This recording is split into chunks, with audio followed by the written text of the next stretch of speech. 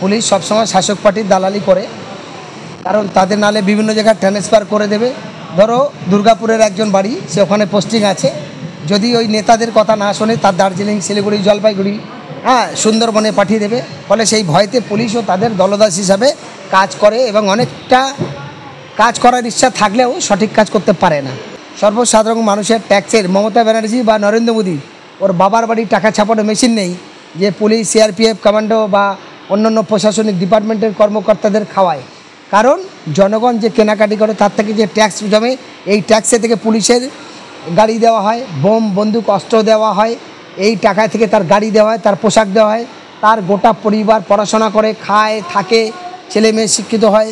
ফলে পুলিশেরও উচিত তার খাকি ড্রেস যখন গায়ে পড়েছে নিরপেক্ষভাবে প্রশাসনিক ডিপার্টমেন্টের দায়িত্বটা পালন করা। শক্তি মাথা ছাড়া দিয়ে উঠেছে, তাদের নেতৃত্বে প্রকাশ্যই টায়ার জ্বালাচ্ছে, প্রকাশ্য মানুষকে হুমকি দিচ্ছে, প্রকাশ্য বন্ধ করে দিচ্ছে। ফলে এই ব্যর্থতা তাদের আছে। এখনো পর্যন্ত প্রশাসনের তরফ থেকে তাদের কোনো আস্থা আসেনি। আমরাও সময় দিয়েছি, 5 দিন সময় দিয়েছি। আজ 5ই আগস্ট, 10ই আগস্ট পর্যন্ত যদি রাজ্য সরকার তাদের বিরুদ্ধে উগ্র সাম্প্রদায়িক শক্তির দুষ্কৃতীদের বিরুদ্ধে প্রশাসনিক পদক্ষেপ না নেয়, আমরা বিকল্প যা যা করণীয় সেভাবে করব। সেই প্রশাসন জনগণের, কিন্তু সেই জনগণ এখনো তারা প্রশ্ন করছেন যে পুলিশ পর্যন্ত তাহলে দালালি করছে। এটা স্বাভাবিক, পুলিশ সবসময় শাসক পার্টির দালালি করে, কারণ তাদের নালে বিভিন্ন জায়গায় ট্রান্সফার করে দেবে। ধরো দুর্গাপুরের একজন বাড়ি, সে ওখানে পোস্টিং আছে, যদি ওই নেতাদের কথা না শোনে তার দার্জিলিং, শিলিগুড়ি, জলপাইগুড়ি, সুন্দরবনে পাঠিয়ে দেবে। ফলে সেই ভয়তে পুলিশও তাদের দলদাস হিসাবে কাজ করে এবং অনেকটা কাজ করার ইচ্ছা থাকলেও সঠিক কাজ করতে পারে না, কারণ তাদের কিছুটা মজবুরি থাকে। তবে আমার যেটা বক্তব্য, সর্বসাধারণ মানুষের ট্যাক্সের মমতা ব্যানার্জি বা নরেন্দ্র মোদী ওর বাবার বাড়ির টাকা ছাপানো মেশিন নেই যে পুলিশ, সিআরপিএফ, কমান্ডো বা অন্যান্য প্রশাসনিক ডিপার্টমেন্টের কর্মকর্তাদের খাওয়ায়। কারণ জনগণ যে কেনাকাটি করে তার থেকে যে ট্যাক্স জমে, এই ট্যাক্সে থেকে পুলিশের গাড়ি দেওয়া হয়, বোম, বন্দুক, অস্ত্র দেওয়া হয়, এই টাকা থেকে তার গাড়ি দেওয়া হয়, তার পোশাক দেওয়া হয়, তার গোটা পরিবার পড়াশোনা করে, খায়, থাকে, ছেলে মেয়ে শিক্ষিত হয়। ফলে পুলিশেরও উচিত তার খাকি ড্রেস যখন গায়ে পড়েছে নিরপেক্ষভাবে প্রশাসনিক ডিপার্টমেন্টের দায়িত্বটা পালন করা। তাহলে সমস্ত মানুষের হিংসাকে বন্ধ হয়, অসামাজিক কার্যকলাপ বন্ধ হয়, তাহলে দেশের স্বাধীনতা সংগ্রামী সমস্ত মানুষের কাছে সঠিকভাবে বাঁচতে পারে।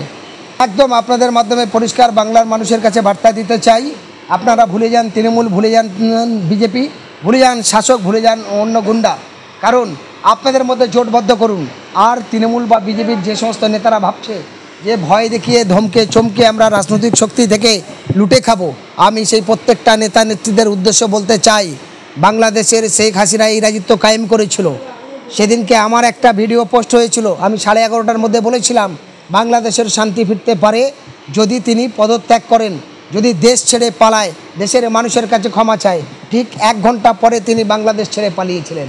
আমি আরও একটি দায়িত্ব নিয়ে বলছি, আমরা দেখলাম শ্রীলঙ্কার মানুষেরা, জনগণ ঐক্যবদ্ধভাবে এক হয়েছে, এমএলএ এমপিদের গাছে বেঁধে পিটিয়েছে। শ্রীলঙ্কার স্বাধীনতা নতুন করে নেতাদের ভুল ত্রুটি শুধরেছে, বাংলাদেশে সুতরাচ্ছে।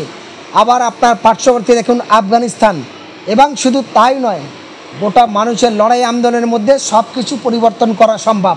আমরা দেখেছি বিজেপি শাসিত রাজ্য এবং কেন্দ্রীয় সরকারে পাশ করেছিল কৃষি কালাকানুন বিল, তার বিরুদ্ধে শিখ এবং পাঞ্জাবিরা ঐক্যবদ্ধভাবে যখন দিল্লির রাজপথে যন্তর মন্তরে তারা লড়াইটা শুরু করে, অবশেষ কেন্দ্র সরকার সেই কৃষি বিল প্রত্যাহার করতে বাধ্য হয়।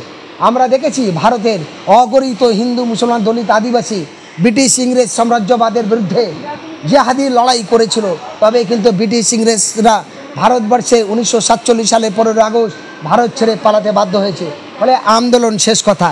তাই আপনাদের মাধ্যমে বাংলা সহ গোটা ভারতের মানুষের কাছে আবেদন রাখবো, এই চোর, চিটিংবাজ, দালাল, স্বার্থপর মানুষ যারা কোটি কোটি টাকা বাচ্চা বাচ্চা মেয়েদের নিয়ে খেলছে লীলা খেলা, যারা সুন্দরী বান্ধবী, সুন্দরী বন্ধু আর ফ্ল্যাট আর গাড়ি বাড়ি এসি রুমে থেকে পুরো দেশটাকে ধ্বংস করছে, তাদের বিরুদ্ধে দেশের আহ্বান সাধারণ জনগণকে এগিয়ে আসার জন্য 2026-এ নতুন সামাজিক পরিবর্তনের জন্য আমি একজন মানবাধিকার কর্মী হিসাবে প্রত্যেকটা মানুষের কাছে আবেদন রাখছি, এগিয়ে আসুন, আমরা আপনাদের সঙ্গে আছি।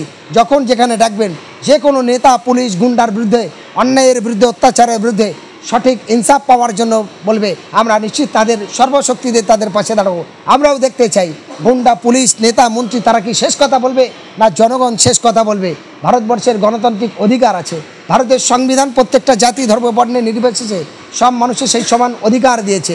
সেই জন্য করে 1947 সালে 15 আগস্ট দেশ স্বাধীন হয়। 1949 সালে যখন সংবিধান তৈরি হয়, সেই সংবিধানে পরিষ্কার আছে কে কী খাবে, কে কেমন চলবে, কে কিরম ধর্ম পালন করবে, তার গণতান্ত্রিক অধিকার। সেই অধিকার যারা হরণ করছে তারা মানবতার হরণকারী, তারা স্বার্থ সিদ্ধি করা মানুষ। এর বিরুদ্ধে রুখে দাঁড়ানো প্রত্যেকটা জাতির মানুষের কর্তব্য। সেই আহ্বান আপনাদের মাধ্যমে রাখছি। সাধারণ জনগণ এইটা নিয়ে চরম বিপদ সংকটে পড়বে শান্তনু ঠাকুর, বিজেপির এমপি। চরম সংকটে পড়বে তৃণমূলের লোকেরা, কারণ তারা নিজেরাই মিলে এই বাংলাদেশি মানুষদের উদ্বাস্তু হিসাবে তাড়িয়ে দিচ্ছে। অথচ বাংলাদেশের এই 100-এর মধ্যে 95% মানুষ তারা বিজেপিকেই ভোট দিয়েছিল।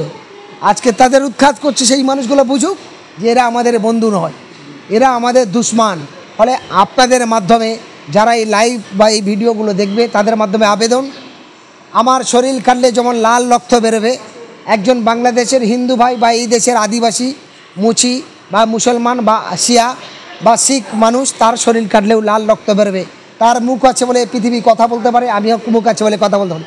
তাদের চোখ আছে পৃথিবী দেখতে পায়, আমার চোখ আছে পৃথিবী দেখতে পাই।